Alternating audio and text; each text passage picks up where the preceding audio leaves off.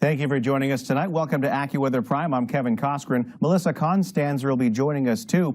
And you know what, folks? Our top story tonight, New York City, where the rain has been coming down today and showers will continue into our Saturday, making this the 7th wet weekend in a row. But there is some good news. We're not going to see the immense flooding that we saw in Brooklyn 3 weeks back, as Accuweather regional expert Dean DeVore explains.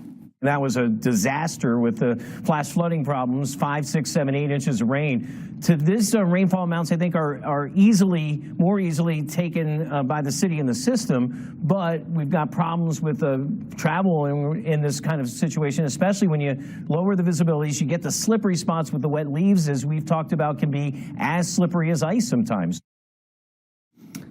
You got it. I mean, those leaves are treacherous out there, folks. They're coming down this time of year. You rake your yard, the next day they're back on your lawn again. And it's not just driving. If you're walking sidewalks, in parking lots, sometimes there's leaves there. You got to be extra careful this time of year.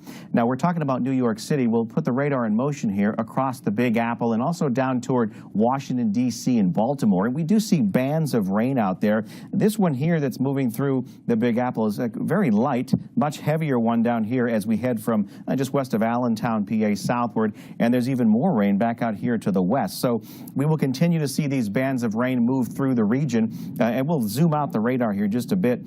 Boston, kind of quiet right now, but it's much busier as we head south into the Carolinas. We have had some severe weather with some mainly below 1-inch diameter hail, but close to 1-inch hail, and some gusty winds with some trees down into portions of the Carolinas and the Georgia coast. But this is the coastal storm here, folks. It's already underway, and it's going to be moving up off the mid-Atlantic coastline as we head into Saturday morning. It's then that it starts to intensify as it moves north into Sunday morning. And that's where we're going to see the worst of the wind the second half of the weekend. And the worst of the rain is definitely going to be, for New York City at least, will be the first half of the weekend. This is the updated future rainfall, if you will. The heaviest rain is still expected to be in New England. The yellow areas are 2 inches or greater. Portions of Long Island could see that. Also Connecticut into Massachusetts and up into northern New England as well. The wet leaves will make those roads slick, and we're also looking from flooding from leaf-clogged drains. So as beautiful as the leaves are, yeah, sometimes they cause problems too. Now, there's two parts of the storm, the rain and the wind. Well, here's the wind part. The winds are really going to kick in when this storm intensifies as it moves between New York City and Boston late Saturday into Sunday morning. And these winds are going to be 30 to 40 miles an hour, gusting from the northwest. Unsecured objects will be blown around. That means your neighbor that has all those Halloween decorations on their yard, you might want to warn them, hey, you might want to shore those up, or maybe even put them in the garage this weekend if you live in these areas, because there will be a lot of wind out there from Saturday night through Sunday. We have an AccuWeather local storm max up to 55 miles an hour. Now, the third part of the storm is the cold, because once we get rid of the storm's rain and the winds start to die down a bit, we're going to see into Monday morning a frost and freeze potential in places like Pittsburgh, Chicago, Detroit, and Indianapolis. So that means temperatures will be down there in the 30s. Pittsburgh will probably get close to freezing. Now, as we look ahead to Tuesday morning, this is when the winds will really diminish for us here for the rest of the Northeast, and that's when New England, the tri-state area of New York City, outside of the Big Apple, and also outside of D.C. and Baltimore, where we're going to be seeing the chances into Tuesday morning for the frost and freeze. Some of us could, again, get down to 32 degrees. So, yeah, we've got some cold air coming after this storm is done. Okay, folks, drought conditions and gusty winds were a bad mix for firefighters in Gallman, Mississippi, south of Jackson. 3 brush fires broke out along Interstate 55, shutting down the highway this afternoon. Sources on the scene tell us an industrial complex nearby was on standby for evacuations as firefighters worked in the heat to put out the flames. It's not clear what caused the brush fires. This area is under an elevated wildfire danger into tomorrow as dry conditions continue. For a closer look at the southeast forecast, we're going to head now to Melissa Constanzer. And Melissa, this has been one of those weird years where the drought really has shown itself in areas where you don't often see it. The Gulf Coast, I don't think of it being a drought-prone area. It's so humid, there's so many thunderstorms, but here we are right here. I mean, you're showing it. We've got the exceptional drought, and that is right where these wildfires keep happening. Yeah, unfortunately, that is the challenge. I mean, you talk about places like, say, nearby Mobile, Alabama, or New Orleans. These are some of the wettest cities in the country. So even though they've probably still gotten some rain, and it might be more than places like Tucson, Arizona, it's just not enough to keep up with the conditions there. And that's why we're in a drought, especially across much of Louisiana, stretching into a good chunk of Mississippi, which, again, getting that video just south of Jackson there, where that exceptional drought is. If you get through Florida, we've gotten some rain, especially with some of the tropical systems. Tropical systems, as much as they are a nuisance and can be very dangerous and detrimental, they do provide the needed rain. So that's one thing. Also, cold fronts can too. We've got one moving offshore right now. This one providing some rain in the Carolinas. You can see the Interstate 95 corridor, that's where we have most of this rain sliding through at this point in time, is charging towards the coast. Places like Myrtle Beach, you had some thunderstorms, still got that secondary push of thunderstorms moving through. I should point out that with some of these thunderstorms, they have been severe thunderstorm warned, and that's for damaging winds, which have knocked out some trees, certainly caused some issues out there. The other thing we've had is a little bit of small hail, most of that pea size, but we have had a half-inch size hail, which in and of itself usually not enough to make damage, but certainly noteworthy. Notice across the northeast where we've had, southeast where we've had some of that cooler air settle in, it's 56 in Raleigh with some of those showers. Behind it, though, we're at 81 in Jackson. And what's interesting is, while these numbers might be a little mystifying, you're saying, okay, cool air because the cold front is more about changing the dew points and the humidity in our air. And those dew points behind the cold front in the 40s and 50s. So if you live in the southeast, you know what I mean. Sometimes it's warmer behind a cold front than it actually is cooler because we've knocked out the humidity, so the air actually heats up a little bit faster. And that's going to be the case. So we see this cold front move offshore tomorrow morning. Look at that. Lots of sunshine across the southeast. We'll be getting bright in Tennessee valleys and North Carolina valleys. Might still be some fog and clouds there. But tonight, we're going to go down to 48 in Montgomery, 47 in Nashville. Then we start to change the day. As sunshine comes out, like I said, less humid. We can heat up pretty quickly. So it's not going to be a cold day across the southeast. I think it's going to be pretty comfortable for many because we don't have that humidity. 80 in Montgomery, 80 in Jacksonville, I should say. Jackson itself, 88 degrees, and Atlanta in the mid-70s. We head into Monday. A lot of this dry air is here to stay as we start off the work week. Kevin? To Arizona now, where record-challenging heat continues. We're looking live into Goodyear, a Phoenix suburb, and this is a hot place. We have had more than 10 days just this month of triple-digit heat here, folks, and you've got 100 degrees right now at this EarthCam location outside of Phoenix. And I'll tell you what, the official high in Phoenix so far today is 104.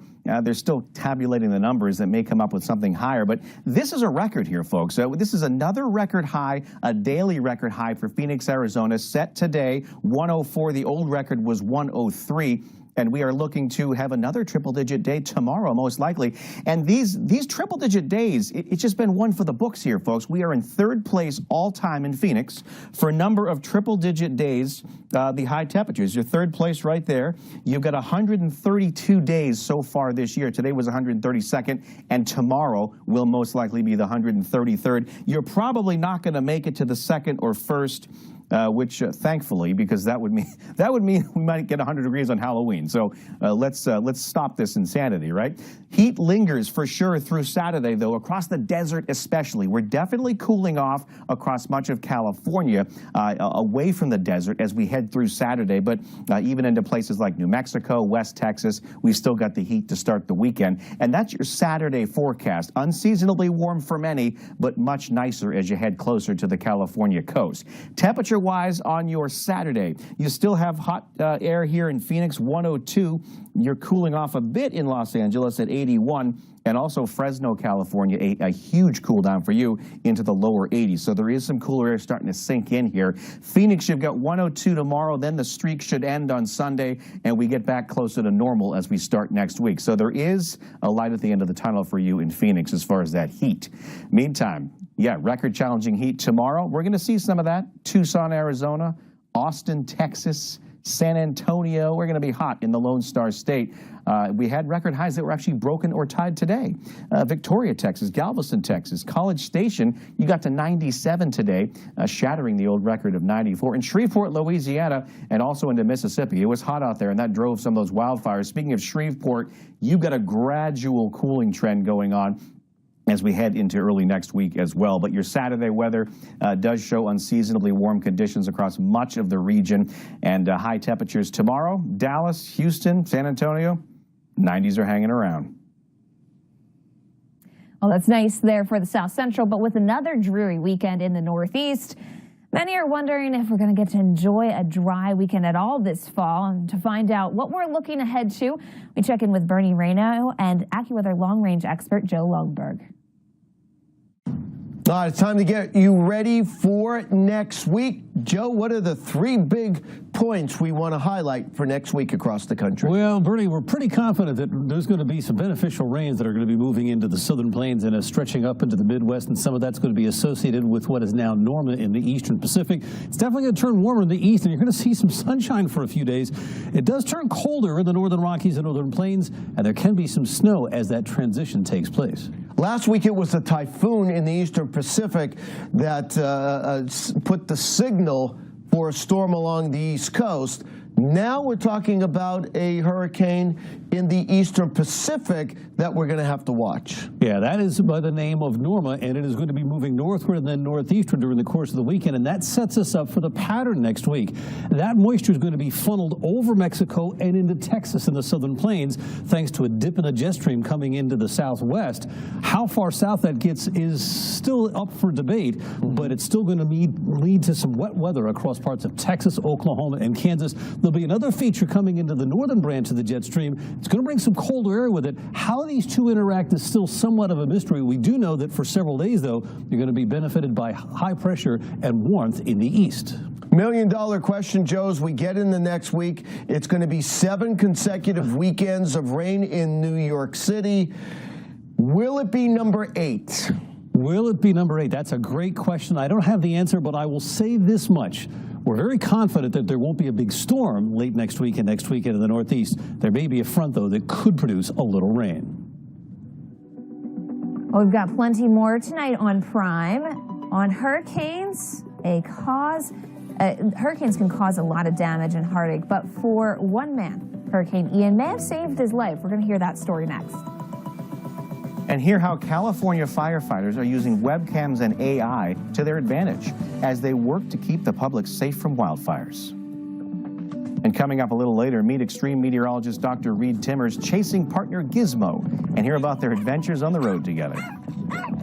This date in weather history back in 1991 in Central California, strong winds and tinder dry conditions sparked huge fires in the Oakland area. 25 people were killed, hundreds of homes were destroyed, and the fires caused $1.5 billion in damage.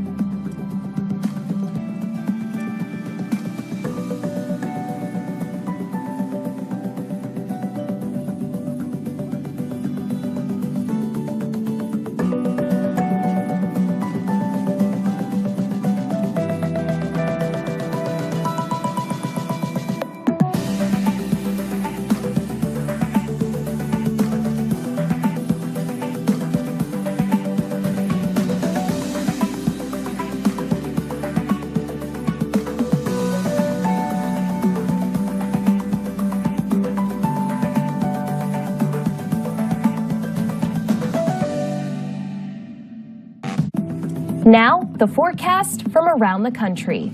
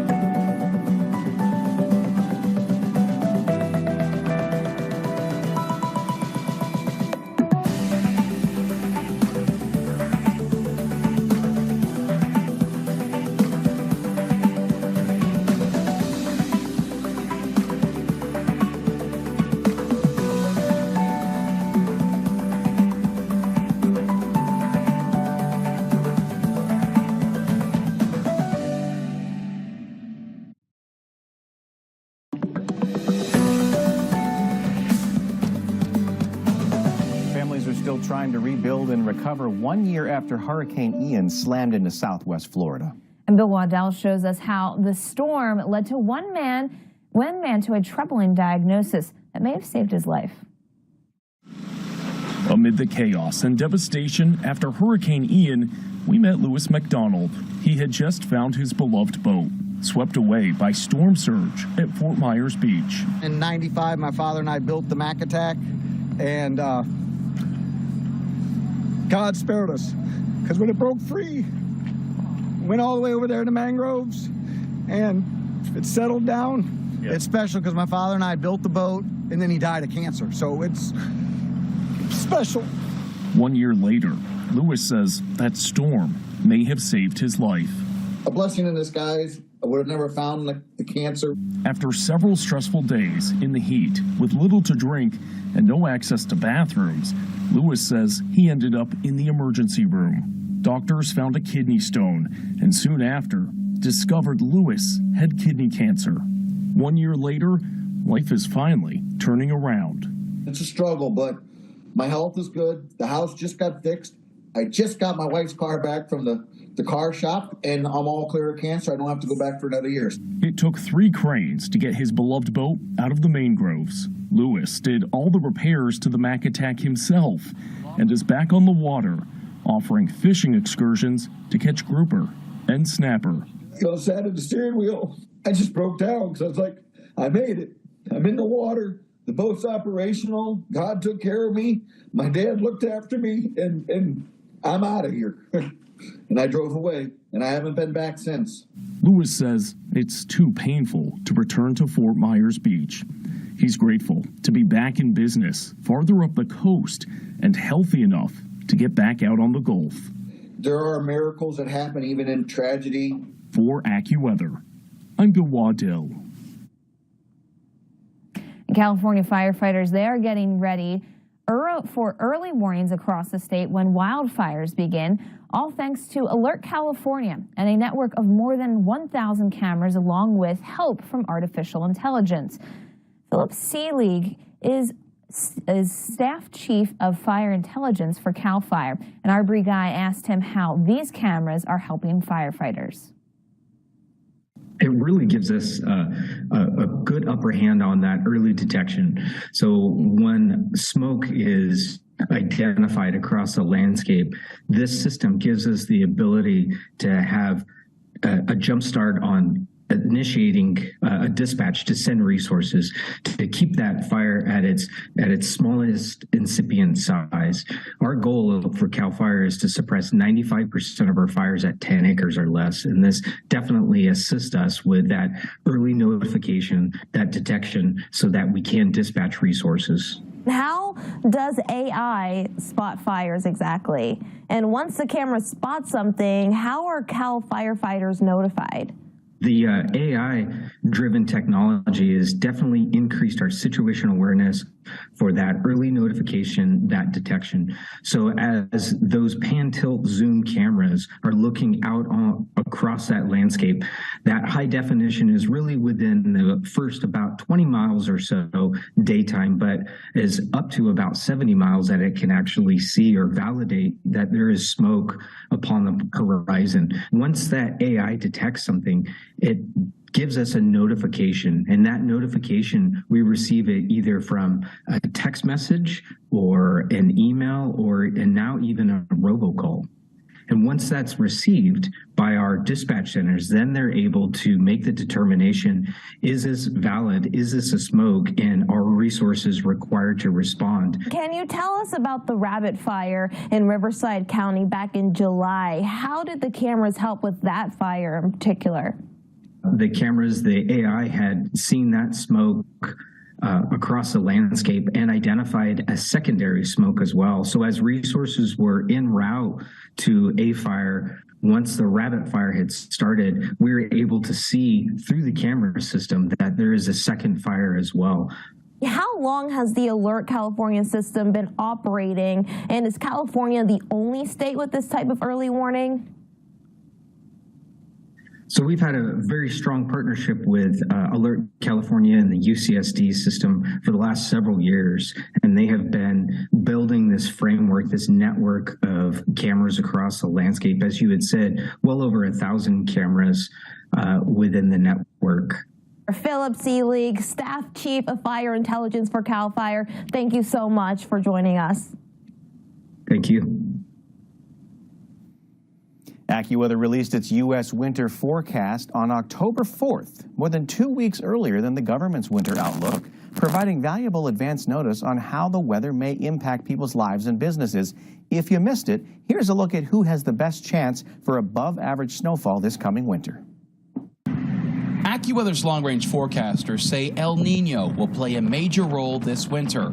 El Niño is a weather pattern caused by warmer-than-normal ocean temperatures in the Pacific Ocean. Lead long-range expert Paul Pastelok says while not every El Niño is the same, the results are often similar. More moisture in the south because of a strong southern jet stream pattern storm track that sets up, and we should see less precipitation in north as far as snow goes in the northern Rockies, less in the Great Lakes. Because of this, from the northwest all the way to the mid-Atlantic and up into the northeast, Accuweather's winter forecast is calling for snowfall to run below historical averages this winter. Pastelok says a strong El Niño favors less precipitation and higher temperatures in the northwest, while in the Midwest and interior northeast, snow amounts and frequency are expected to run below historical.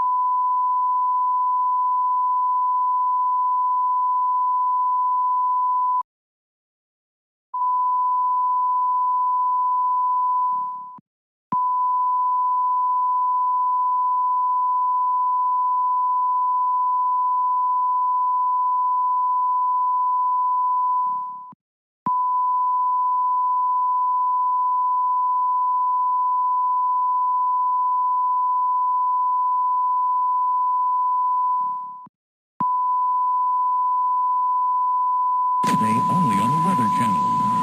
Now your local on the east. Currently, the temperature is 72 degrees under cloudy skies.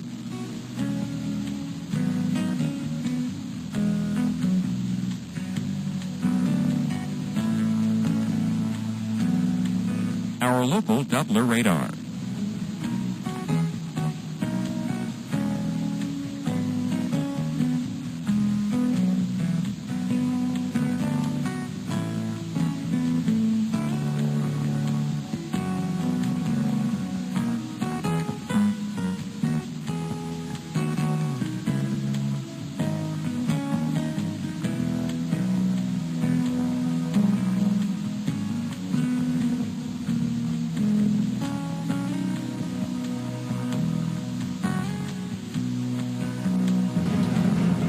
Keep it that way.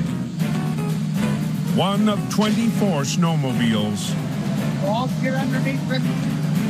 choked with a single strap touches down. This isn't your average offload, is it? We'll have to be a little creative.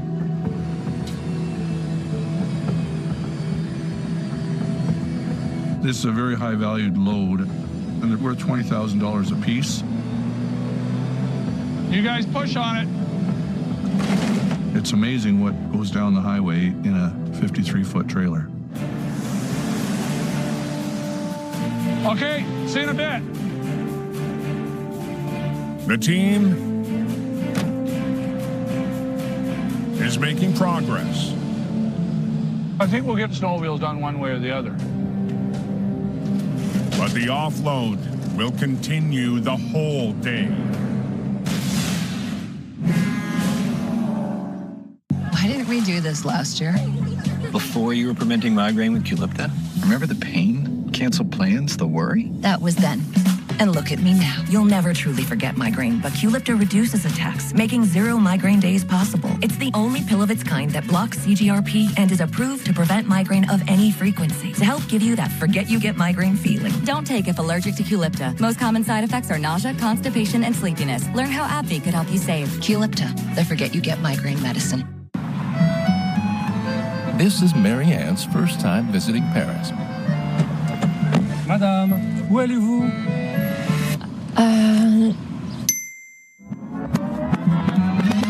Before Marianne packed her bags, before she attempted her first sentence in French, before she completed her first 15-minute lesson, Yes. she downloaded Babbel.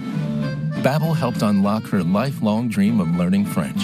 She started speaking in just 3 weeks. So when it came time to tell the cab driver to take her to the Hotel Pierre, J'aimerais aller à l'Hôtel Pierre. Oh, c'est très bien.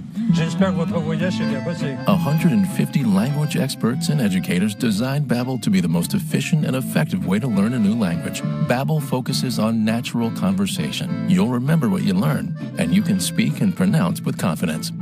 Start speaking a new language in 3 weeks. Start learning today at Babbel.com. Dove invited women who wanted their damaged hair trimmed. Yes, I need a trim. I just want to be able to cut the damage. We tried Dove instead. So, still need that trim? Oh my gosh! I'm actually shocked. I don't need a haircut. Don't trim daily damage. Stop it with Dove. MLB chooses T-Mobile for Business for 5G solutions to not only enhance the fan experience, but to advance how the game is played. Now's the time to see what America's largest 5G network can do for your business. We don't know any first responders who only give 90%. Or farmers, the workers who build our towns, roads, infrastructure. They don't stop at halfway. And good luck finding a small business owner who's happy with an 80% effort. That's why they use Ford trucks.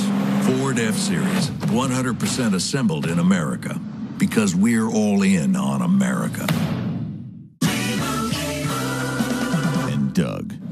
And Doug says you can customize and save hundreds on car insurance with Liberty Mutual. He hits his mark center stage and is crushed by a baby grand piano. Are you replacing me? With this guy? Customize and save with Liberty Bibbity. He doesn't even have a mustache. Oh, look, a bee-boo. Only pay for what you need. Liberty, liberty, liberty, liberty. Did you guys remember Career Day last year? Elaine Hartzell came as a Hershey's taste tester. Well, I told Hershey about that. Seeing the way that Hershey's had made the dream come true has just really been exciting. Start your engines. Okay, boys, we're rolling. Heroes hit the highway. You never know what you're going to do next. Catch exciting episodes of Highway Through Hell and Heavy Rescue 401. Here we go. The truck stops here. The Weather Channel Road Warriors Week. All this week, only on the Weather Channel. What's the status on the 7? Pretty big mess to clean up there, right? They had a mudslide here. Aggressive Towing's Chris Mervin. One of our low bed operators, who's giving me a ride to the wreck today, is heading toward the aftermath of disaster with Reliable's Ty Kennedy. I'm just hoping and praying that everything goes to plan, but it's never like that in towing. It still blows my mind. A portion of the mountain that was there before is just gone.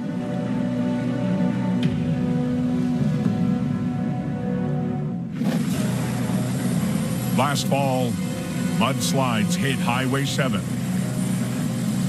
Bunch of evacuations going on. It was pretty devastating, scary for sure for people. There's cars littered all through here. They got everybody up safe. Now, with the rainy season ending. All right, so I guess we'll just unload here, eh? Yeah, it's a good spot. We'll go down the road beside. There's one over there.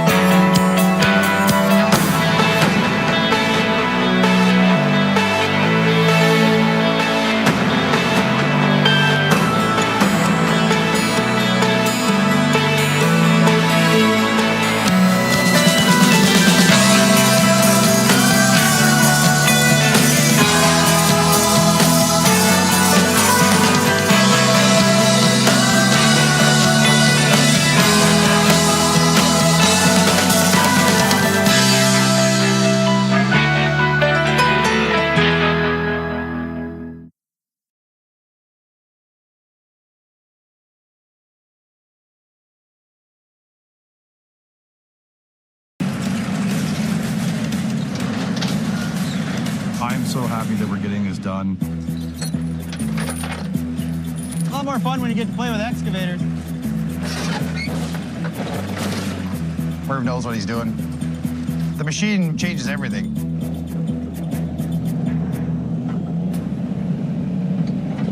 But now, These next 2 or 3 might be a little bit of a problem. the casualties are deep in the rough. The game plan is get in, get out, and don't disturb the earth. Okay.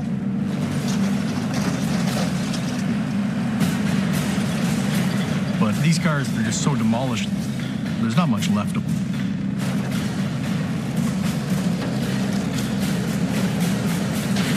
Oh, that didn't work.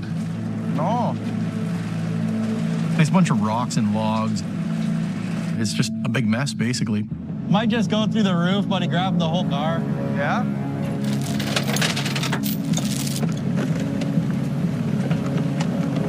Our mission today is to get these cars out and back to our yard. Good? Yeah.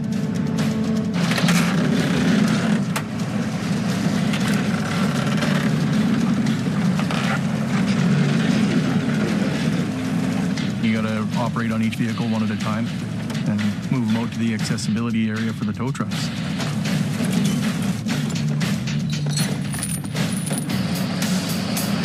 One hour in. Come on!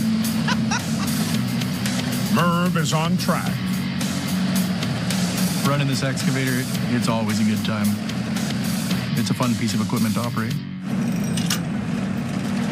I'll push it over, Kennedy. Sure.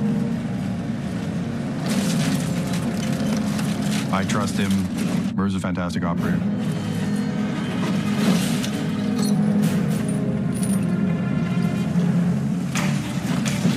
We're stronger as an industry when we're working together. It's a great feeling.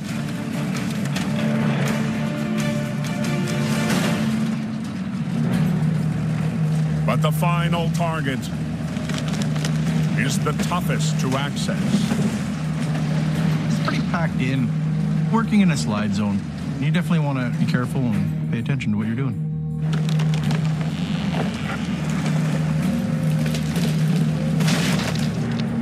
Right on. Good job, Team Reliable.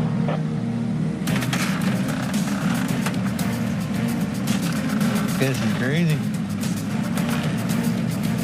It's going to work out good today. Confident that we can get this done.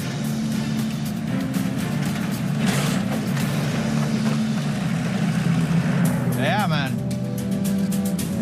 Months after disaster, bent metal from Highway 7. Wow. Is all clear. We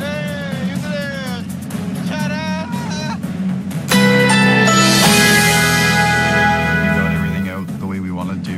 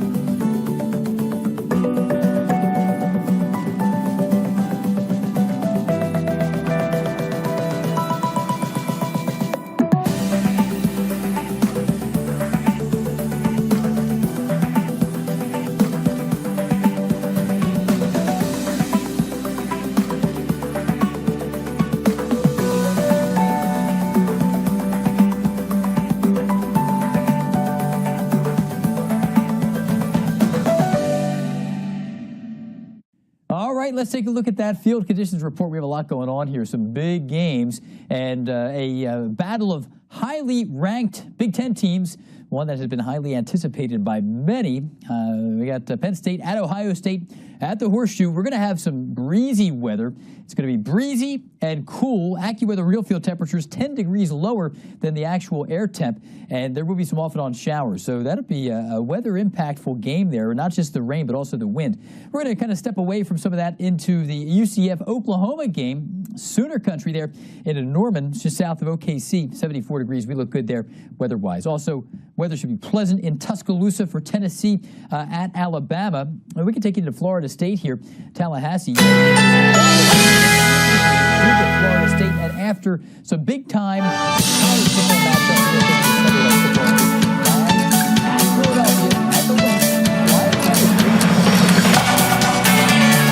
Now